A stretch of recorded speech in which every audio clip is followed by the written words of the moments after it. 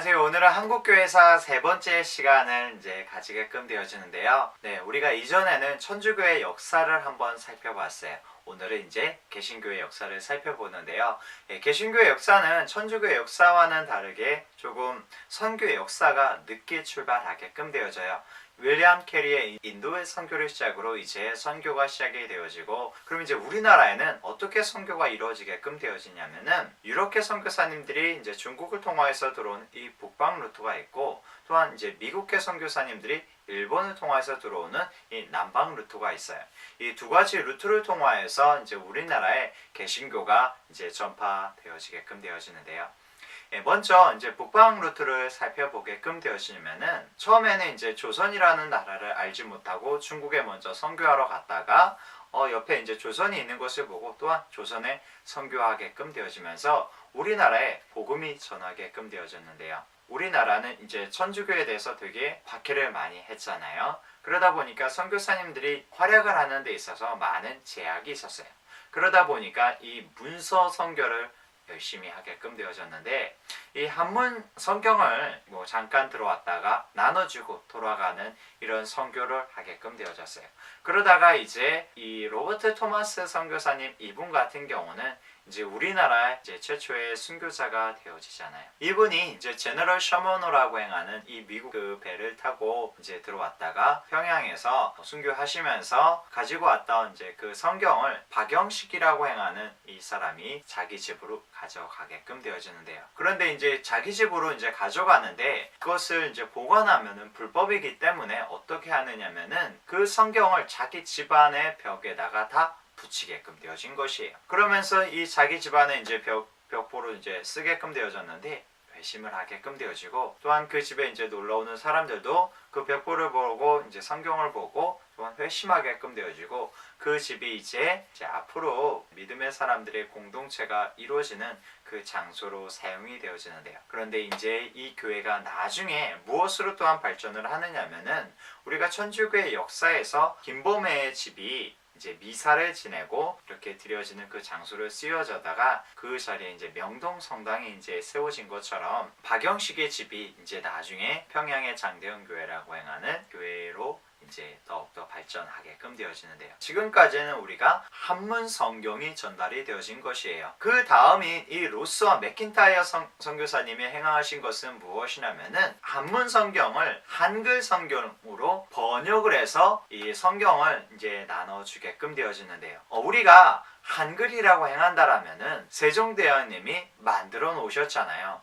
그렇지만 한글은 대중적으로 쓰여지는 글자는 아니었는데요. 왜냐면은 한글은 그 당시에는 여인이 쓰는 글자라고 해서 사람들이 알아주질 않았어요. 그런데 한글로 된 성경을 통하여서 전파가 되어지니까 이것은 일반 평민에게도 전달되어지고 양반에게도 전달되어지고 하면서 한글이 더욱더 보편화되어지고 많은 사람들이 읽게끔 되어지고 사용되어지게끔 되어졌다라는 것이에요. 그래서 한글은 세종대왕님이 만들었지만 그 한글이 더욱더 자라나고 많이 쓰여지게끔 되어진 데는 이 한글 성경에 큰 역할이 있었는데요. 우리가 셰익스피어의 소설을 보게끔 되어지면은 셰익스피어가 영어로 이제 소설을 썼잖아요. 그렇지만 그 전에도 영어는 있었다라는 것이에요. 그런데 이렇게 오늘날 현대 언어로 발전하기까지는 아니었는데, 셰익스피어의 그 이제 영어 소설이 그 영어의 발전에 많은 큰 기여를 했던 것처럼, 또한 그 뒤에 이제 영어 성경이 이제 발매가 되어지고 또한 더욱더 퍼져나가게끔 되어지면서 영어가 더욱더 보편화되어진 것처럼, 이렇게 한글이 오늘날 우리가 너무나 쉽게 다양하게 우리가 이제 많은 사람들이 기본적으로 이제 쓰게끔 되어진 이 한글이 이제 발전하는 데 있어서 기독교의 성경이 큰 역할을 했다라는 것이에요. 한글 성경의 중요성을 잠깐 한번 살펴봤고요. 그러면은 이 선교사님들이 이제 한글로 이제 성경을 쓰게끔 되어지고 또한 그것을 나눠줘야 되는 사람들이 필요하잖아요. 그러면 이 성경을 나눠주는 사람들은 누가 하게끔 되어졌느냐면은 그 당시에 이제 권서인들이라고 해서 그 중에 이제 의주 상인들 중에서 이제 대표적으로 이제 이 백홍준이라고 하는 사람이 있는데 이 사람이 뭐 지역마다 다니면서 또한 전도도 하고 또한 이 성경을 나눠주고 그 다음에 이제 또 살펴볼 이응첸이라고 하는 이분이 있는데 이분이 한 것은 무엇이냐면은 루스 선교사님을 도와서 한글 성경을 번역하는데 큰 도움의 역할을 하고 또한 많은 수고와 이렇게 노력을 아끼지 않았는. 그 다음에 이제 우리가 두 형제를 한번 살펴보시는데 서경래, 서경조 이 두 형제들은 무엇을 하게끔 되어졌느냐면은 이제 소래 지역에 가서 또한 전도도 행하면서 공동체 모임을 가지게끔 되어진 것이에요. 그런데 이제 뭐 공동체 모임을 가졌는데 이 공동체 모임이 매주 모이게끔 되어지고 매주 예배가 되어지니까 이 모임의 장소가 이제 교회 역할을 하게끔 되어지는 것이에요. 그래서 처음으로 우리나라 가운데 세워진 이 소래교회가 탄생하게끔 되어졌는데요.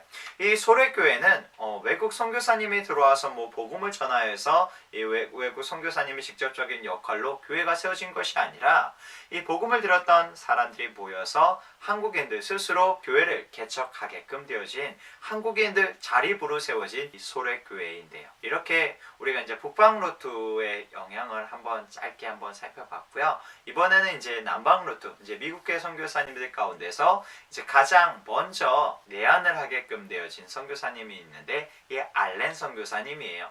이 알렌 선교사님은 의로 선교로 이제 들어오게끔 되어졌는데 의사의 신분으로 공식적으로 이제 들어오게끔 되어져서 알렌 선교사님이 들어왔을 때 이제 갑신정변이 일어나게끔 되어진 것이에요. 그래서 이제 갑신정변 가운데 이제 민영익이 큰 부상을 입게끔 되어지고 그와 관련된 사람들도 많은 부상을 입게끔 되어진 것이에요. 그래서 이제 알렌 선교사님이 이제 그들을 지극정서 이제 치료하시게끔 되어지고 그들이 이제 다시 되살아나게끔 되어지니까 이제 고종이 이제 알렌 선교사에게 민영익을 고치고 이제 그와 관련된 사람들을 이제 치료하게끔 되어져서 한 10만 양 정도를 이렇게 또한 하사를 하게끔 되어졌는데 이것이 오늘날 한 50억 정도의 이제 가치가 있는 돈이라고 행하여. 그리고 홍영식의 집을 하사를 하면서 이제 알렌 선교사님이 이 홍영식의 집을 이제 광해원이라고 해서 병원을 세우게끔 되어지고 이 광해원을 통하여서 한국인들 스스로 치료를 할 수 있어야 된다라고 해서 이제 의사 교육을 그곳에서 하게끔 되어지는 의료 선교까지 하게끔 되어진 것이에요. 이 알렌 선교사님이 고종에 이제 사람들을 치료하게끔 되어진 것이잖아요. 그러면서 이제 개신교가 전파되어질 수 있도록 큰 역할을 하게끔 되어지는데 또한 이제 그 뒤를 이어서 이제 뭐 언더우드 선교사님이나 이제 아펜젤러 선교사님이 교육 선교도 하시고 의료 선교도 하시고 이렇게 큰 역할을 하게끔 되어지고요.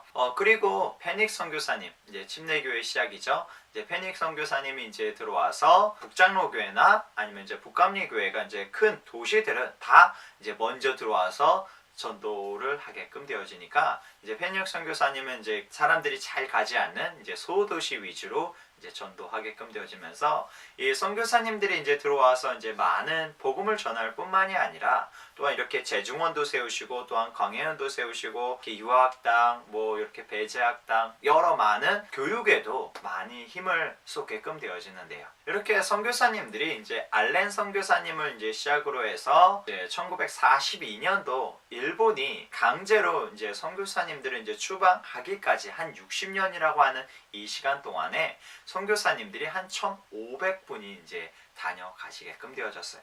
그러면서 한국의 이제 뭐 근대화를 이루는데 뭐 의료 쪽이나 아니면 교육 쪽이나 아니면 민족적인 이제 자주 독립을 하는 데 있어서 큰 역할을 하게끔 되어지는데 이렇게 해서 이제 시간에 이제 다뤄본 것은 이제 무엇이냐면은 이제 주로 이제 개신교가 어떻게 해서 이제 우리나라 가운데 들어오게끔 되어졌는지 문서 선교로 이렇게 우리나라에 들어온 거 또한 그 중에서 이제 한글 성경으로 번역이 되어져서 들어온 거 이제 선교사님들이 들어와서 복음만 전했을 뿐만이 아니라 의료 선교나 이제 교육 선교에 이제 많이 힘쓰신 부분들을 이렇게 간략하게 한번 살펴봤는데요. 이제 우리가 다음 시간에는 이제 외국 선교사님들의 역할보다는 이제 한국 가운데 이제 어떻게 교회가 더욱더 자리를 잡아가게끔 되어지는지 우리가 다음 시간에 또 살펴보도록 할게요. 우리 다음 시간에 또 만날게요.